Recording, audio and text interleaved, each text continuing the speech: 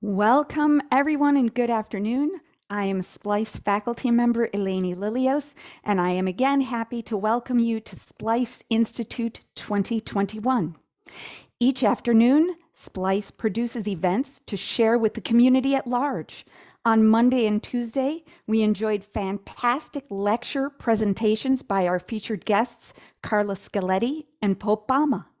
Each evening, we host a concert event with all events taking place on our YouTube channel. Be sure to subscribe to our channel because we still have more events this week. Tonight, Thursday and Friday at 7:30 p.m. Eastern Time, we have a concert featuring more great performances and pieces. And of course, tomorrow and Friday at 5 p.m. Eastern Time, we'll enjoy more engaging presentations. We invite you to join us again tonight at 7:30 p.m. and throughout the week.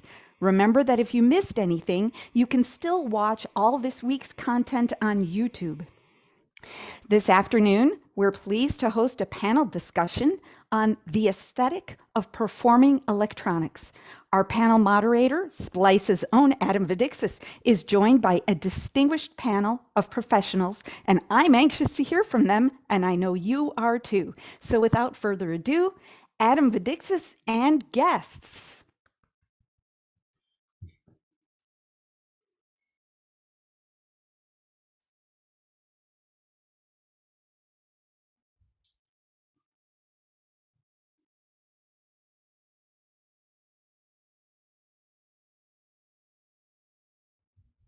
Hey everyone. So I thank you, Eleni, so much for that great introduction. Really excited to be here with all of you. I'd also like to thank Becky Brown so much for running all the production behind the scenes, always doing a great job, and we are so appreciative to her for doing that. Thanks, Becky, so much. So we have a great panel today with us. We have two of our featured artists at SPLICE Institute this week. You have probably met them before at all of the various events and the amazing concert that they gave and presentation as well. And that is the duo Pope Bama, which is made up of Erin Rogers and Dennis Sullivan. Thank you so much for being here. We also have SPLICE faculty member Joo Won Park. Thank you, Joo Won. We have regular SPLICE guest, was a featured guest artist, regular Splicer, SPLICE community person. We always love to have her back. Thank you for being here, Dana Jessen. And then also, and new to the group, a fantastic artist that I have had the pleasure of working with a number of times, but new first appearance on SPLICE, Shani Aviram. Thank you for being here, Shani. So we're going to have an opportunity to learn a little bit about their practice to start, so that there's an idea of what's going on. Performing electronics can mean such a wide array of things. So I think it's really important to ground this experience in what people do, and also for you to get to know them a little bit as well. So we're going to start off with Pope Bama. Again, you've probably experience this, but for those that are kind of listening into this as the first event, perhaps coming in from the public, Dennis and Erin, could you give us a little bit of an introduction to the things that you do as composers and performers of electronics? Sure. Yeah. So thanks so much, Adam, and thanks everybody for tuning in. We've been really enjoying our time as the guest ensemble at SPLICE this year.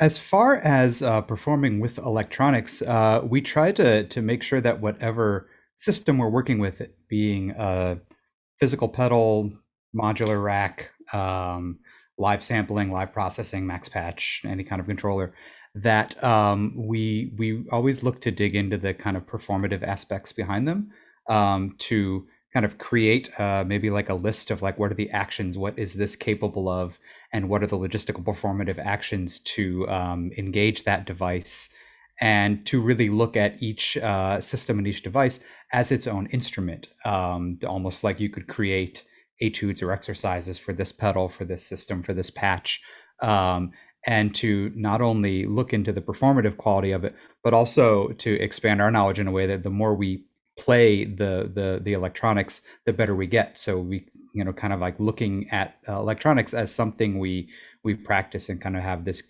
cumulative relationship with, just as we do with saxophone and percussion. Yeah, and with that, I'll just say a little bit about the group. Hope Mama started playing together in 2016, so we've been doing this for 5 years at this point, and both of us are based in New York City. Both of us are composers and performers. I'm a saxophonist, Dennis is a percussionist, and both of us work in the world of electronics, work in the worlds of, a foot in the world of theater, a foot in the world of performance art, a foot in the world of experimental improvisation, and have been, we sort of say career-wise, I've been improvising for about 15 years. I work in a lot of groups that are that have malleable projects that cross over to various different fields, styles, and aesthetics. And some of those projects include my group Thing NY that I've been playing with for 15 years at this point, and then a couple of chamber groups that I play with, Hypercube and New Thread Quartet, which also work with new music and electronics in a way that's more commission based, commissioning composers, and that I write for in a chamber style. So we've been exploring with Pope Mama, which is our newest project for each of us, sort of the aesthetic that Dennis was just talking about, where we're working with electronics as instruments and trying, because we already have this sort of smaller permutation as a duo, to really hone in on using these instruments in a way that's tight and that in a way that we think is performative and that communicates all the things we haven't been able to communicate thus far in our musical careers. Great, thank you so much. Let's go to Joo Won, and can you give us a brief intro, please? Hi, I consider myself as an electronic musician, which means I compose, perform, and make instruments with electronics. And my aesthetic for performing electronics is pretty simple. Do something that I cannot do with any other instrument. So I think it's easier to see what I do, and so I would like Adam to play my short excerpt of the performance video.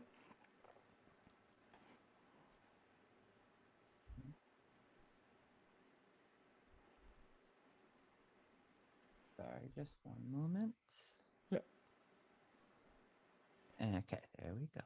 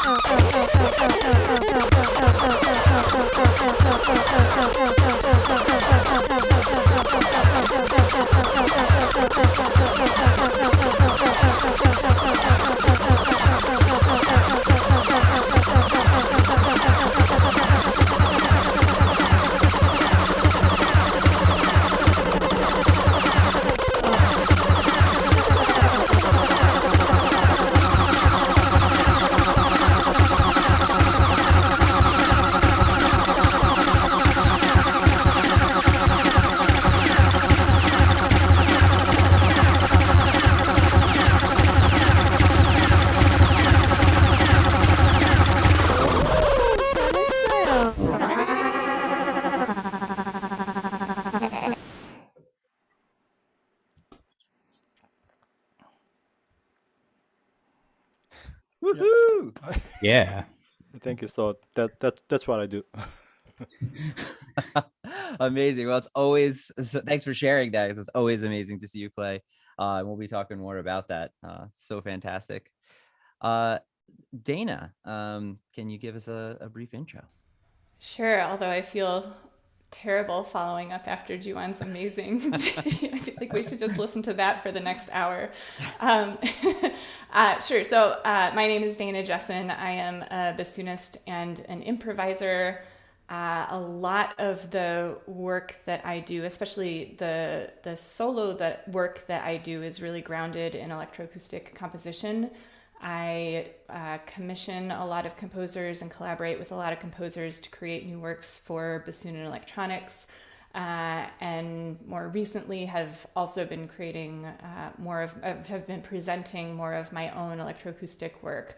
And I think perhaps in relationship to the topic of today's discussion, I think a lot of my own artistic identity and my musical language tends towards the sort of sounds that don't make it, sounds that do not relate necessarily to the bassoon or don't make you think of the bassoon, right? Like I tend towards sound worlds that are a little bit more alien and unusual. And for me, that's worked out really beautifully as a partnership with electronics. And a lot of the sound worlds that I create just really sit well in a sort of electroacoustic context. And so I also have a short audio clip that I wanted to share. This is a clip of a piece maybe that if any of you were actually at the Institute in 2018, when I was there, I performed this work by George Lewis that he wrote for me called Seismologic. It's actually a 25-minute work. This is just a 1-minute section that explores the first part of this excerpt is one of my favorite sound worlds of the whole piece because it sounds completely not like a bassoon. So I felt like this might be a good excerpt to play as part of this panel. So please go ahead and share.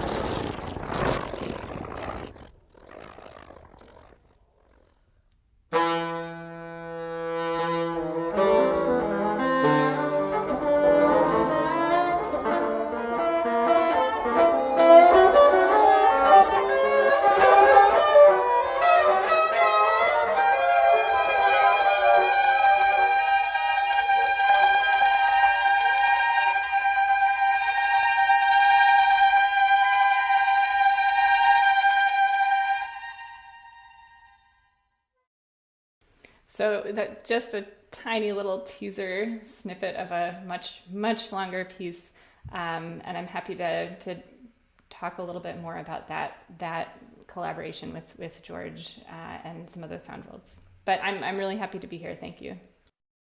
Yeah, thank you for being here. That sounds incredible. Thank you so much. All right, Shani. Hi, I'm Shani Aviram. I'm currently based in Jerusalem, but I was based in the States for about 13 years. But I'm originally from Israel. And I'm an electronic musician, composer, sound designer, producer. I'm also a member of Philly AV, still, even though I'm in Jerusalem. Which is a intermedia collective that does skill sharing and live performances, and also in the past year we've done a lot of work around collaborating online together, whether it's live or projects to just keep ourselves entertained. But a lot of really exciting stuff came out of it. So I feel like actually, Adam, maybe since the last time we've performed together, there's like a lot of development since then in terms of thoughts about performance. But in the performances I've done with Adam, I usually would be with just a laptop. But since working with Philly AV, it kind of developed into more of an audiovisual situation. And I want to share a link to the collective's website, which I'll put in the chat, and that can go somewhere. And there are work samples from myself and the other artists in that collective. Excellent. I am now going to put this in the public YouTube one. So you'll all see this probably before I'm saying it. And I also want to dovetail on what Dana and Joo Won were also talking about, that kind of using electronics as kind of a extension. And I mean, this is a pretty common trope, obviously, but like an extension of what we can already do in our sort of physical bodies. But I do think a lot about electronic music performance kind of from a sound design perspective as like sort of a soundtrack without a film or something like that. Like, think about it as is almost like a story or a narrative that you're playing with sound. That's kind of sort of the mentality I use going into it. Maybe less as a composer and more in that perspective. Cool. Great. Thanks so much. And this kind of, I think, dovetails really well into the place that I wanted to start, which was that this is such a broad category. You know, even when I was starting to think about what does this mean, performing electronics, I mean, first of all, it's such a diverse group, as every instrumental practice is, but it's obviously even more diverse. Like, what does electronics sound like? You know, everything and anything. And two, how people approach production, meaning, what does their instrument look like, to literally things that we would typically use the word production on. So there's almost two camps. There's kind of more than that, but we can kind of break it down into sort of people who oftentimes will use a traditional instrument, an acoustic instrument, and then process that in some way, or maybe is in collaboration performing with electronics, whether those are pre-recorded, whatever it is, and others that are playing an electronic instrument that itself is generating those things. And everybody here, I think, has overlap in those areas. But I'm going to throw this first part out with regard to hybrid systems, right? Where there's like bassoon and electronics is a perfect example, right? A bassoon that's being processed live. How does your approach change? So is there ways that you're performing differently when there's electronics versus when it's just acoustic sound, even down to like the way in which you're thinking about dealing with a microphone or tone production, any of those things? In what ways does your approach change when electronics are part of that process? Let's start with Dana. Sure. I don't think that there is one simple answer to this question, because I think that when I play with electronics, part of it, I might play differently in one type of system or patch versus another type of system or patch. So it's a lot about learning the electronic system first and having an understanding of how that works versus how I can engage with it, right? So for instance, I have a handful of pieces by composers, who are not myself, who wrote an electronic system for me to play with. And I think that's a fairly common thing for a lot of performers of electroacoustic music, right? You're playing works by other people who have created an electronic system.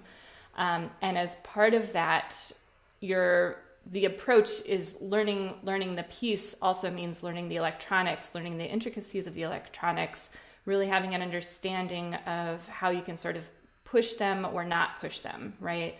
So I think there is just a very basic first step of you have to, my approach includes not just learning notes, but also learning a system and practicing the system as well. I think that's something, especially for musicians who are new to working with electronics, it's you're so used to just playing something on a page, but now you also have to practice this electronic system as well, right?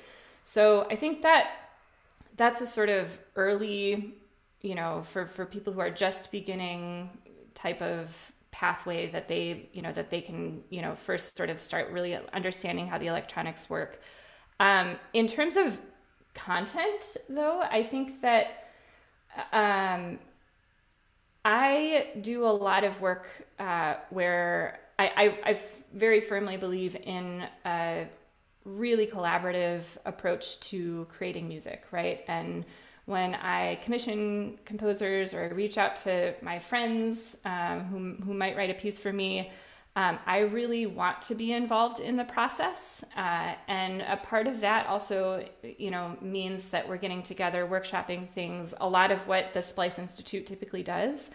And my really standard starting place for that is improvisation. And for me, improvisation, I'm really of the school of thought that sound exploration is very much connected to improvisation, right? I think that as an improviser, really finding different sound worlds on your instrument, pushing for me at least, just not being satisfied with what I originally believed the extent of my instrument was, and doing kind of like an acoustic deep dive of really expanding my musical language and exploring all of these kind of alien and experimental sounds, and creating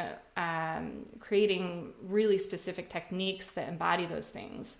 And then for me at least, once I've created this musical language, then, okay, now I have something that I can use when I interact with electronics. So that is a sort of from a collaborative aspect. I also do a lot of work as an improviser where I'm playing, like with Sam Pluta, I play with him a lot in an improvisation context. And for me, I don't necessarily in an improvised context change what I would be doing or thinking as if I was improvising in an acoustic situation.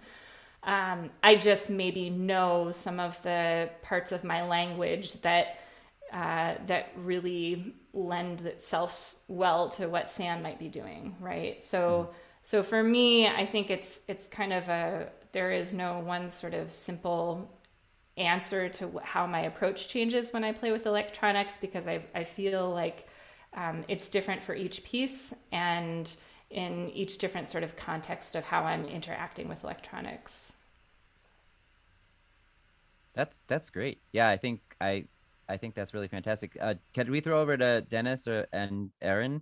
Can you speak to that? How how this kind of is so uniquely contextual based on the electronic system that you're kind of preparing to then play this instrument that you've also separately spent all this time learning.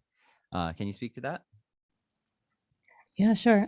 So I guess to give a few examples of how I might use electronics with a saxophone, a solo saxophone. Others have spoken about how it's a form of augmentation. I mean, really, you're raising the ceiling and lowering the floor in terms of where formally you can go and sonically you can go. But I found with the saxophone that exploring electronics actually opened up a whole world of the instrument that I hadn't explored in such a way. And that included, for example, the sort of smaller sounds that when hot mic'd and processed could become sort of new creatures. And I think the pandemic was really an interesting time because I was living in a small apartment in New York City, and I had very thin walls between myself and my neighbors who were all working from home at that time. And so I couldn't really practice full volume for a long time. And playing with electronics and an amplified setup really saved me in that period, because I was able to throw on some headphones, monitor myself, and dive really deep into just some of the smallest sounds I could make on the instrument. Just thinking of the saxophone, this reed instrument that I blow into an activator reed and make quite loud, taking it down to that minuscule level, and exploring all the nuance in the percussive elements of it, in the body elements, the cavernous elements, playing with feedback and submerging mics into the instrument, and really bringing a new identity for that instrument, mapping techniques that I would have played in a natural acoustic setting onto that small sounds setup that I had going, and then also just feeling like there was something there to take away, and starting to create stories and forms from those sounds, and thinking of those sounds now instead of the traditional sounds as building blocks for for some of the more formal elements that are fun to play with as you're improvising an actual set. So for me, that was a real eye opener. And then there's one other element I just say, which is electronics have allowed, at least in solo playing, to feel like you're kind of in a chamber setting where you're not responsible all the time for keeping that energy up. There's moments where you can suspend time, where the sound doesn't stop, where you can extend phrase where that sound doesn't stop. So you can sort of, get yourselves together while that phrase continues. And I think, again, formally or creating compositions through sound, it's nice to just have a little help when you need it. Yeah, I mean, and also, I guess speaking to this idea of electronics helping to sustain energy or to kind of like add almost like having this kind of chamber performance with yourself in a way that also changes depending on the effect or the system that you're using. Obviously, if you're working with a harmonizer or a ring modulator or an octashifter or something like that, and you just kind of have everything is constantly moving in this parallel vertical motion versus the horizontal outgrowth of extending reverb tail or freezing a sound, or even more so like dealing with something in more of a granular synthesis world where you kind of have something, filling up a buffer, chopping up that sample, rearranging it. And particularly when that's something that's happening like algorithmically, that you don't have a ton of control over. Maybe you at some point put a lot of thought into that parameters, but it still does what it does in that moment. And to feel like you have that second member, if we're playing duo, having that third member. Yeah, and I guess the only other thing I'll mention is kind of piggybacking on what I started with earlier, this idea of performative electronics, and that's something that Erin and I focus quite a bit on in Popama, and something that actually we'll talk a lot about in the presentation tomorrow at 5 o'clock, the idea of aliveness and nowness, and the logistics, like being able to logistically see the logistics of the sound making device and the object and the resulting sound, as opposed to this kind of ghost in the machine concept. And then the place where those two, because there's a lot of room for that ghost in the machine concept. So then finding the place where those two kind of meet in the middle. So we're never really sitting in exclusively one world or the other world, but that there's kind of this otherworldly other object or device that has its own agency, and then these other sounds that we very clearly have we have absolute control over. Yeah. That's great. I love the performing with yourself aspect of this. We oftentimes think of I loved when you said that, because we oftentimes talk about this like collaborating with the machine or something like that, as if it is not also like it's so separate from us, right? Like we have either designed or someone else designed it, and then we are feeding into it, and we have to then deal with what comes back out. So I get that sense oftentimes when I'm doing that. That was a great way to put that. As soon as you said it, I was like, oh yes, totally. And I love the idea, Erin, I had the same type of thing experience with there's all these percussion sounds. I'm a percussionist, for those of you who don't know. And there was all these sounds that I loved, but they were so private for I could play it for like me and like two other people. So they were almost like impractical for performance in most settings. And then electronics really opened that up, right? Where you could like access those sounds that were almost previously like invalid in a practical sense of performing for other people. And then great segue, because Dennis mentioned this idea of what does control look like, and what is, as you put it, this ghost in the machine that's kind of hidden behind the curtain, and how do those two things interact, which gets even more exacerbated when you're, have fully electronic setups, whether that's a laptop or some, various system of controllers or analog systems that have that same type of a setup. So I'd love to shift gears here and kind of ask that same type of idea, not how does your approach change, but what are you thinking about with regard to performance practice throughout that entire process, like coming to the instrument? How is it something you think about? How am I going to present this to other people? Or is it, well, this is how I like to do it, and I'm going to set up and, you take it or you leave it. This is what I'm going to do. And in what ways then do you navigate that space as you go? So I'm going to turn it over to Shani. Let's start with you. So I am definitely squarely in the, at least for now, in the laptop world. Like I just love what a computer can do, kind of the sort of rapid chopping of and mashing of things together. I'm somehow still obsessed with that. So I love the digital aesthetic. However, I do feel constrained in terms of performance because even though this is how I have performed in the past, I don't love seeing someone sit behind a laptop. I don't think it's also not super compelling to me as a performer. But at the same time, like, how do you share these sounds that you love and the sonic experience, but also have sort of a performance that feels, complementary to that. So at least in the first sort of iteration of having written pieces that were just like written on a laptop and like meticulously either chopped together or having a max patch that's designed to smash things together.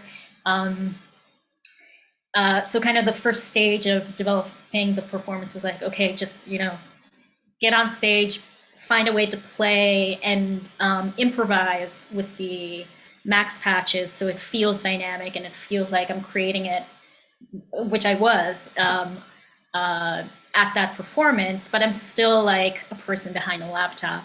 And one of the ways to sort of make that feel more alive is to make the music pretty intense. I think that does, even if you're just sitting behind a desk, there's something about sitting behind a computer, but the sounds being incredibly intense that is entertaining, at least to me in some way. And then the next development from that is sort of combining this visual element.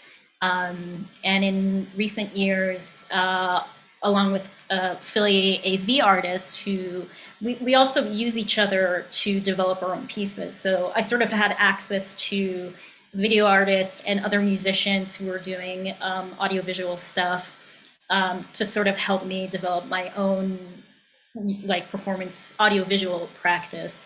So there was one piece I was developing where I had written a score and I had two players and each part was affecting the visuals of the other performer. So kind of using, and we were using jitter for that. But the performers were live. So I can still get that kind of like digital quality of having jitter as the controller, but and have a live aspect of like the performers are affecting the visuals of the other person. So there's also this kind of like randomness there that's exciting. I think it's kind of all about how do you make this an exciting situation for yourself and the audience. Yeah, that's really great. It reminds me almost as we've heard from the the first three artists, that there was almost like this idea of the excitement around the extension of the sound world, and how this electronics provides this extension in that space, and then working with like any sound you could possibly think of, as long as you can create it, aspect. It seems like you're drawn to the visual as to be an extension of your body for performance in a way. It's like in that I have to be kind of small, so let me project and use video as this extension. So we're seeing all of these like extensions of the body kind of idea, or extension of the worlds of possibility. Yeah, and there's something really cool about like having a video accompany a performance, because there is something just about scale being in and of itself impressive. So even if you're just like kind of projecting squares, but they're like 20-foot squares, and they're corresponding to the sonic situation that's happening on stage. Even just like scale is already another element that you have going for you that you can play with. Like you don't necessarily need to have something very elaborate, but you just have to be very surgical about what you're trying to do. So would you say that the visuals that you select are influenced by this idea of, like, in a sense, the extension of yourself as a performer, or is it sort of something separate that is like, you know, almost like film, where it's like you could be playing to a film or something, like, even if it's being live generated? Right. I don't think that's necessarily separate. I think it's kind of like, how can you have a film that's being edited live is kind of an interesting idea I'm sort of working on. So Cool. having like a jitter patch and a piece of music, like the piece of music generates the visuals, but they develop in a way that a film would develop. So, you know, that kind of thing. Oh, that's incredibly interesting. So, Joo Won, I'd love to hear your thoughts on this topic as well. Sure. To answer about your question regarding presentation, I think presentation is very important. I think about it from the beginning of the compositional process. How I will be presented on stage and what the audience will see is something that I would think whenever I make music, because we press spacebar.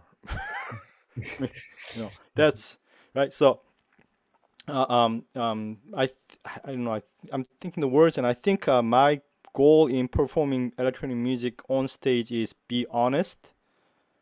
What I do on stage turns into sound, and what they see actually makes sense. I think it's something I always have to think about, because there's always this space of me hiding behind the technology, right? It's like it's like pressing sustain pedal on a piano when you're like learning. It's like you think you're hiding because you just press a sustain pedal and I just made a wrong note. So I really try to think about like not actually hiding behind the technology, and show the relationship between what I do on stage and the sound that you hear. And it's difficult because software instruments and then all these electronic instruments, a lot of movements are like this, right? So just thinking about that in composing, performing, and presenting is something that I consider quite important in terms of like aesthetics.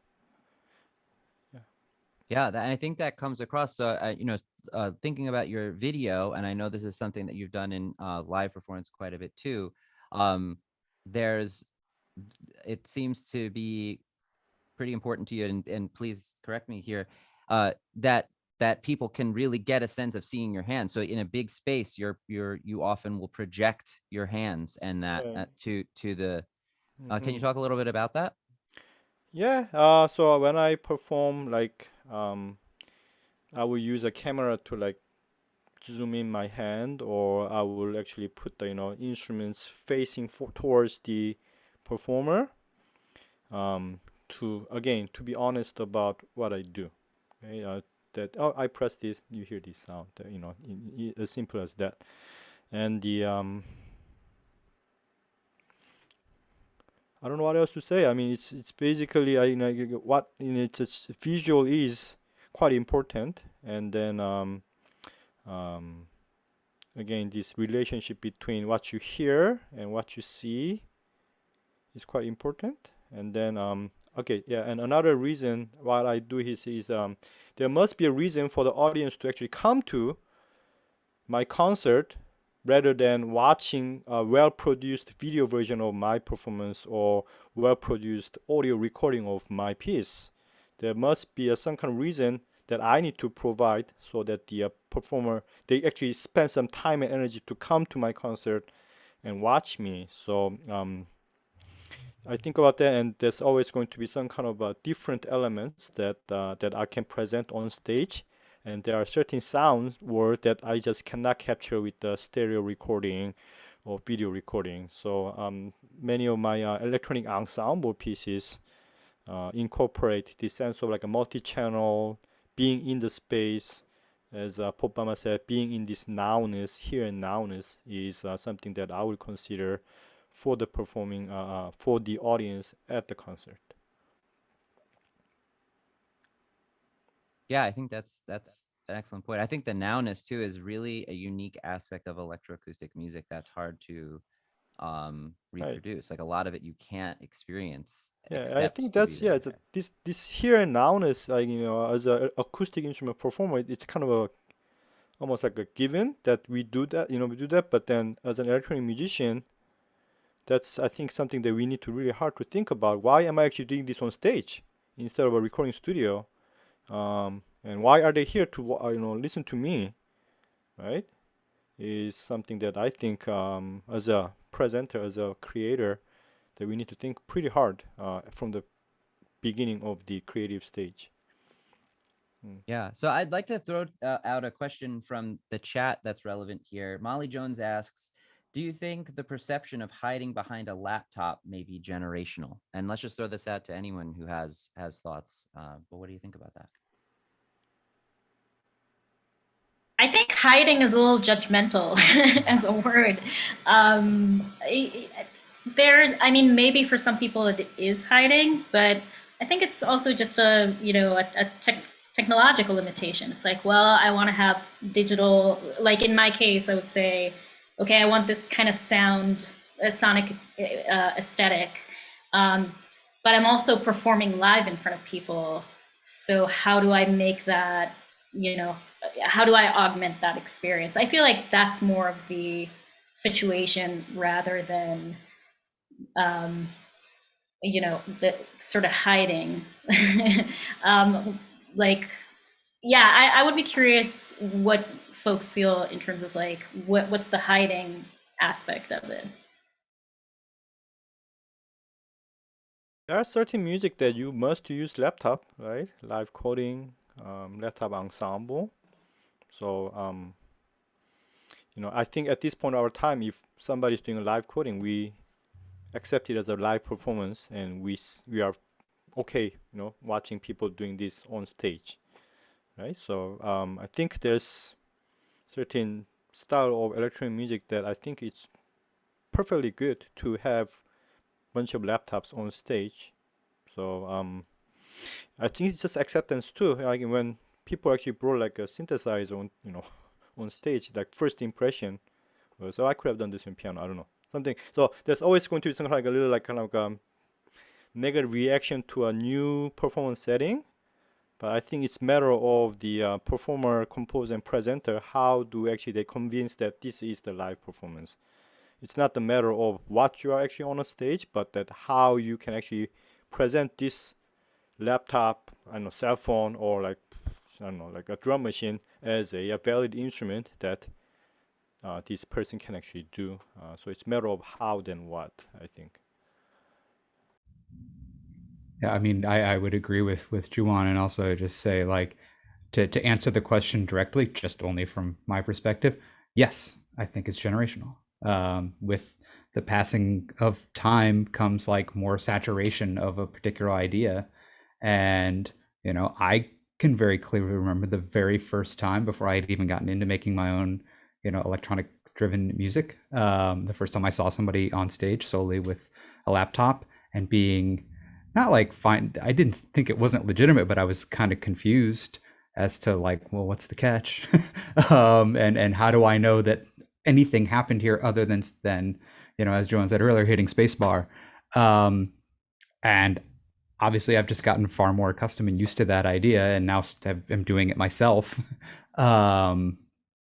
And so I think with it, with the acceptance of it does come a bit of like an expansion of your audience's knowledge of what exactly is happening, whether they know exactly the ins and outs of your jitter patch or your max patch or your Ableton session or whatever.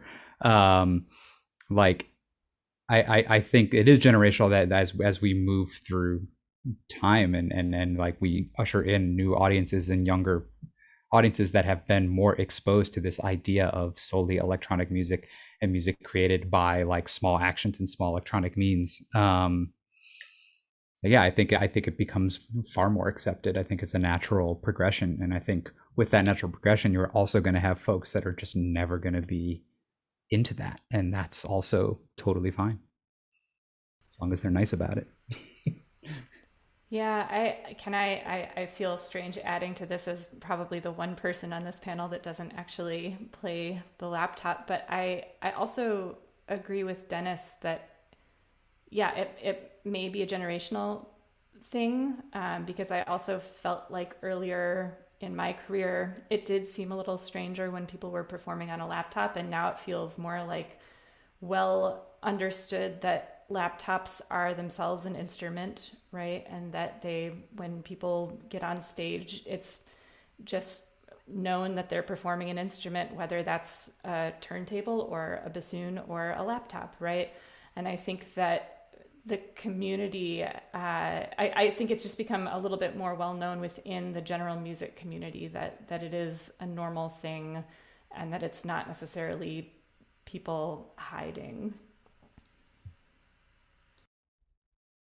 Yeah, it makes me consider something that I frequently think about with regard to really any type of automation, right? Whether it's a laptop, anything that can be automated, sort of what is the limit there, right? And Alex Lowe, as put in the chat, has phrased this in a way that I think is really perfect. So I'm just going to read straight from Alex's question here. What is the minimum threshold of energy input activity required for it to be considered performing with electronics, given the spacebar issue?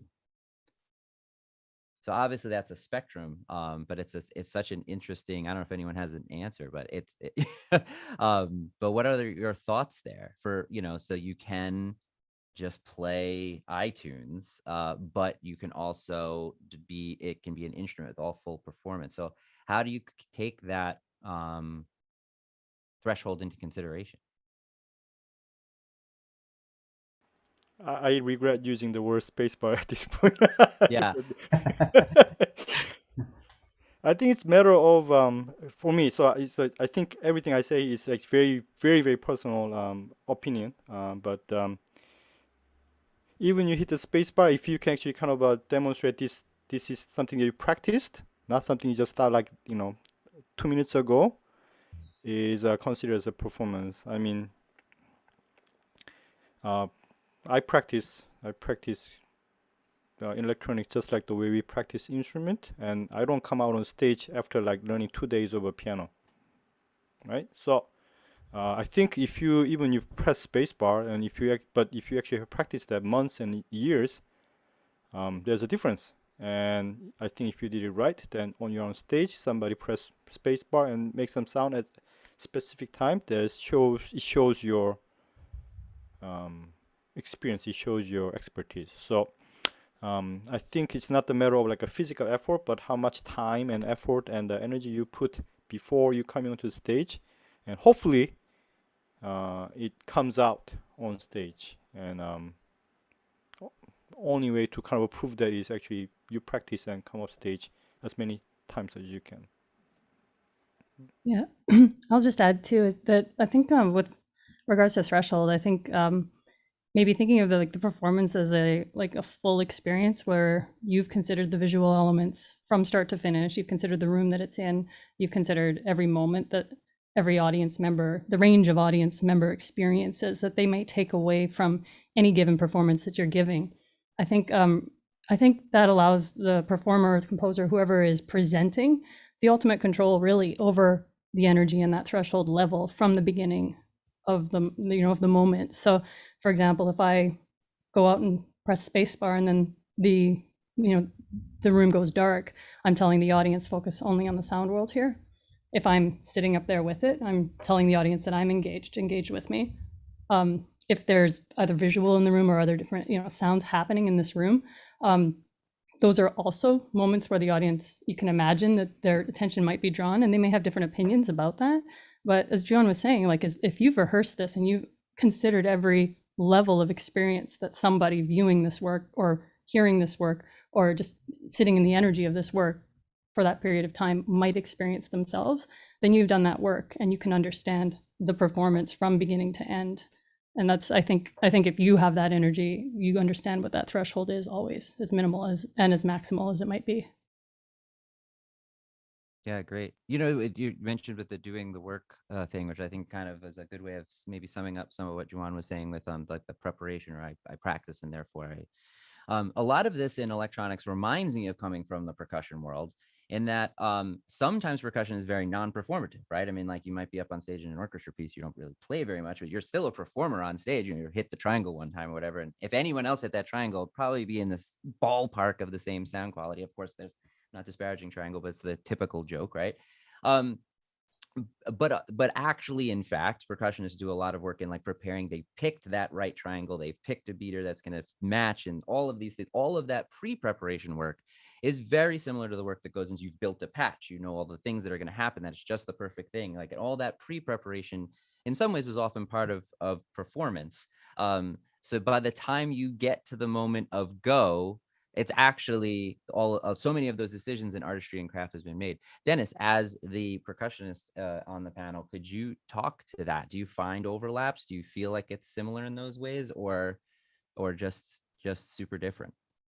Oh, there's definitely a lot of similarities. I mean, I was probably drawn to electronics because coming from a world of like a contemporary percussionist, of just like a constant like tinkerer, instrument builder, like seeker of new and exciting sounds. And there was like a natural progression to move into electronics to find possibilities outside of my physical instruments, which sometimes felt like an insane thing to do after an instrument like percussion, where you pretty much your possibilities are already limitless. Also, your schlep is really intense, so now you're just going to add more, right? So yeah, so it's like, what are you doing? Masochists. But yeah, I mean, we have to be, particularly in the contemporary percussion world, it has to be very like logistics minded, as far as like, you get a part, you build a multi percussion setup, and you're like, well, I'm going to have these 4 mallets over here, and these 6 mallets over here, and this cymbal here, and this whatever, wood block here. And then you get 4 pages in and realize, oh my God, I can't play this passage with the cymbal there. Okay. There's really no way around this. It has to be here. And now it's here. That means this has to be here. And now I got to move this here, and these mallets need to be over here. Okay, I need to relearn these previous 4 pages that I just spent the last month on. And you just like, you just kind of accept. It's not saying it doesn't get frustrating, but you just accept it as part of the gig and part of your art and part of your craft. Is a word that comes up between Erin and I a lot. Is just like, it's the craft there. And I just feel like working with electronics is just runs so parallel to that, of just like the constant tinkering and the constant adjustments. The idea that I might change one parameter, and in changing that one parameter, I'm going to expose an entirely new exciting sound world. I also might undo the previous 3 weeks of work by changing this one parameter. But I'm gonna do it anyway, because I know that the finish line is worth it, if there is ever a finish line. Yeah, so they are bedfellows for sure. Absolutely. I think if I can also add, it ultimately comes down to the fact that it's not just a sonic experience, right? I think we focus so much on the sonic component of it, but that the full experience is also a visual experience, and to know that more ahead of time than 5 minutes before you're going to step out on stage, right? Which I think it happens with electronic musicians, but also acoustic musicians, right? I think it's something just to keep in mind.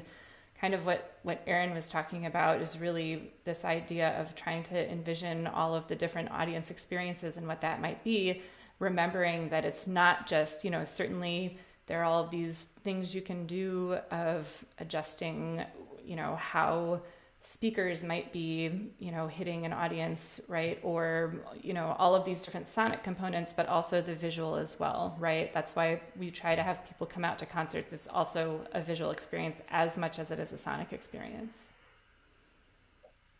If I can also dovetail on what folks have been saying, that the space bar is decontextualized in this question. And like Erin was saying, maybe you're hitting spacebar, and what's happening after spacebar? I mean, and to piggyback on what we were saying earlier, like being in a room and playing a recording of people whispering in a big room loudly, like you can't experience that on your own with headphones. It's a totally different experience. Playing that type of recording or doing that live, like whispering into an amplified mic and having that distorted or whatever, that augmentation in a room with experiencing that with a lot of other people. I actually don't mind if someone's hitting spacebar, if that's all they're doing, as long as they're doing something novel that comes right after that. That's totally fine. I think that's the threshold. Great. And so there's also been this overlap with all of this this idea of work or putting in the work, and that also leads to this idea of what comes next, right? Because you've prepared that and you've done the work. Connor Scroggins asks, what musical parameters do you focus on when rehearsing and performing with electronics? So we'll end with that. We only have a 3 minutes. Are there any thoughts about how you deal with that in rehearsal or practice? Yeah, I could say for Popama, we deal with it the same way we would deal with it if it was a percussion and saxophone piece. It's just, visually tight, sonically tight, cues are together, trigger on, trigger off, crossfade, pan in and out. I mean, just that we need to know that instrument just as well as the instruments that we've known for more physical years than we have with with some of our electronic instruments, but that they're two sides of the same coin.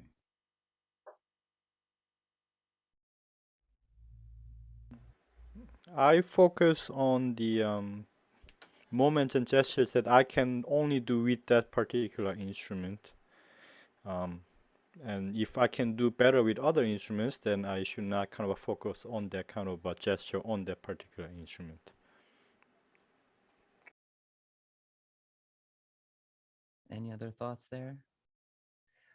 Well, this is a good place to wrap it up then. I want to say thank you so much to everyone on the panel. Erin, Dennis, Joo Won, Shani, and Dana, thank you so much for being here with us at SPLICE Institute. I also want to send one more thank you out to Becky Brown, who has been producing this and running everything for us in the background. Thank you, Becky. And thank you all for joining us. So we'll see you at the next event.